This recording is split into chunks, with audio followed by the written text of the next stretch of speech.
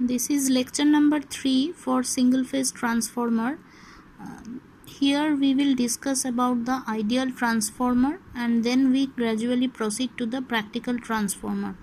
Now first of all we have to understand what is an ideal transformer, what assumptions we need to take, and one another thing we always should keep in mind that never the ideal transformer is practically realizable. So always the assumptions is valid only for the ideal case. Now what are those assumptions? Already in earlier lectures we have mentioned that if we try to understand the operation of a transformer, then we have considered some assumptions. Here also the same assumptions we are showing. These assumptions are made. First one is the primary and secondary winding resistances are negligible. Why these assumptions we are making? Because if the resistances are negligible, then we can also say the losses due to those resistances are also negligible. So first assumption is we assume that as if the windings resistances are almost negligible. Then the second assumption that already said in the earlier lecture, that the core has infinite permeability, so that if it is infinite, the negligible MMF is required to establish the flux in the core. So this is also another assumptions we should make, so that we can assure that a minimal MMF is sufficient to produce the working flux inside the core. Third assumption is its leakage flux and leakage inductance are zero. So leakage flux, leakage inductance 0 means the entire flux is confined to the core and links both windings. So already in the first lecture we have said that the same flux is cut by T1 turns and T2 turns of the two windings, and that is possible if and only if we assume that there is no leakage flux and whole of the flux is confined to the core, and that is possible if there is no leakage inductance and leakage flux present.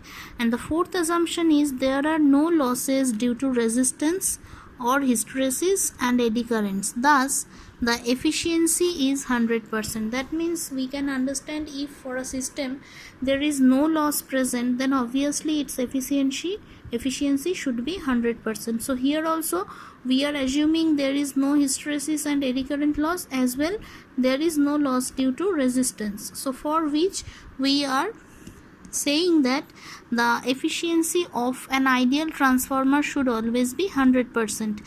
Now this figure again shows the ideal transformer symbolic representation.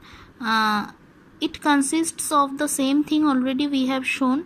Here we are saying that V1 is the supply given from one end and Z1 is the load connected to the other end, and the windings which is connected with V1 can be said as the primary winding, and similarly the other winding which is connected with the load, that is considered as the secondary winding. And V1 and V2 are the terminal. V1 is the supply voltage given and V2 is the voltage available across the load connected.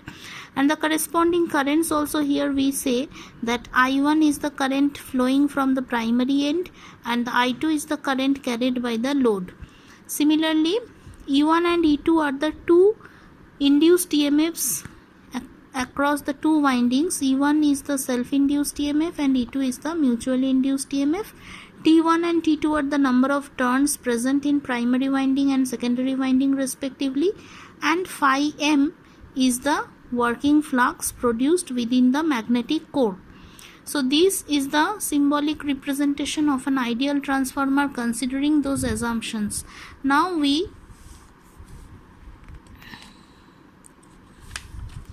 see this is the phasor diagram of an ideal transformer. Now what happens under this ideal case? Since ideal transformer has zero primary and secondary impedance, the voltage induced in the primary E1 is equal to the applied voltage V1. So you can say that as we have said the negligible resistance, so there cannot be any drop for the windings present. So that means the current I1, even if it is flowing through the primary winding, then also we cannot get significant losses or drop in the winding resistance. So that is why E1 and V1 can be considered similar or same. Similarly, the secondary voltage V2 is also can be said equal to the induced voltage or induced EMF E2. The current I1 drawn from the supply is just sufficient to produce the mutual flux phi m and required magnetomotive force or MMF I1 T1 to overcome the demagnetizing effect of secondary MMF I2 T2. Okay, so this is actually the no load phasor diagram. No load phasor diagram here shows just the magnetic flux phi m.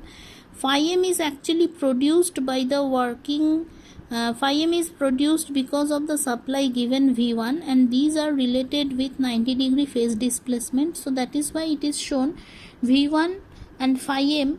Phi m is as if lagging the V1 by 90 degree, and E1, E2 and V2, these three phasors are shown along the same phase and opposite to V1 because the cause V2, E2 will try to oppose the cause for which it is produced.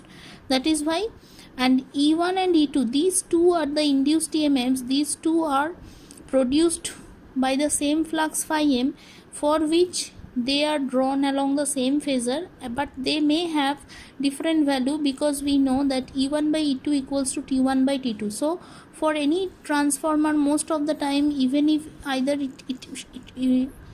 the transformer is an step up transformer or a step down transformer, so either E1 will be more or E2 will be more. So that is why these two phasors are shown with different magnitude, and V2 is drawn opposite to V1, and along phi m the current I1 is drawn here, and I1 is equals to I mu. I mu is the magnetizing component of the current, which that is actually a portion of current which is magnetizing the core.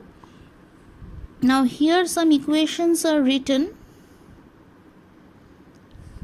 that already we have said in the earlier lecture that small a is the transformation ratio, and it is T1 by T2, which can be also said as E1 by E2 equals to V1 by V2, and that is equals to I2 by I1.